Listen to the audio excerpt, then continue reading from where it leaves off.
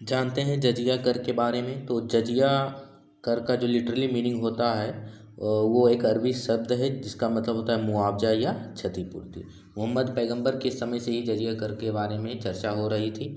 तो जजिया कर क्या होता है? कोई भी राज्य है जिस पर मुस्लिम शासक है या मुस्लिम क्षेत्र का शासक है जहाँ पर मुसलमान रूलर है, तो उस क्षेत्र में रहने वाले अदर रिलीजन का, अदर धर्मों के, जैसे हिंदू हो गया, सिख वगैरह, या अदर कोई भी रिलीजन हो, वो जो रहते हैं और अपना धार्मिक रीति रिवाज को पालन करते हैं, निर्वहन करते हैं, तो उसके एवज में गैर मुसलमान द्वारा सुरक्षा और अपने धर्म का पालन करने के अधिकार को बदले में दिया जाने वाला कर था, ताकि इन्फीरियर दिखाया जा सके कि इस्लाम के अलावा कोई भी जो रिलीजन है वो इससे नीचे है, क्योंकि हम आपसे टैक्स ले रहे हैं। और जो व्यक्ति टैक्स नहीं देता था उसको गुलाम भी बना लिया जाता था, और बहुत सारे व्यक्ति को रिलीजियस कन्वर्ट भी करवाया गया, धर्मांतरण भी करवाया गया, जो व्यक्ति जजिया कर नहीं दे पाया था उस समय।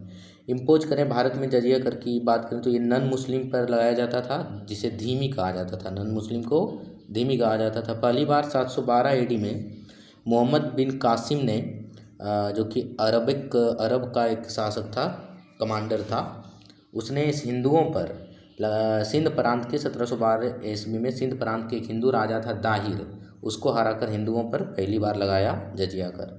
कुतुबुद्दीन ऐबक नन मुस्लिम पर इम्पोज किया भारत में पहली बार, भारत के मेन लैंड पर। 1376 में तुगलक वंश का तीसरा शासक फिरोज शाह तुगलक ने ब्राह्मणों पर भी इम्पोज कर दिया जजिया कर। तो ये पीटी में पूछा जा सकता है किस शासक ने पहली बार ब्राह्मणों पर जजिया कर इम्पोज किया, तो फिरोज शाह तुगलक।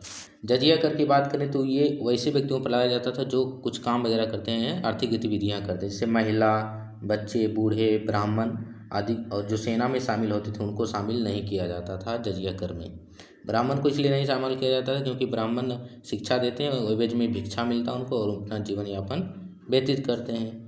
लेकिन फिरोज शाह तुगलक ने ब्राह्मणों पर भी लगाया जजिया कर। अकबर पहली बार जजिया कर को समाप्त कर दिया 1564 में, क्योंकि इसने अकबर ने दीन इलाही धर्म चलाया था, सुलह एक कुल, जिसमें सभी धर्मों को सम्मान दिया गया था।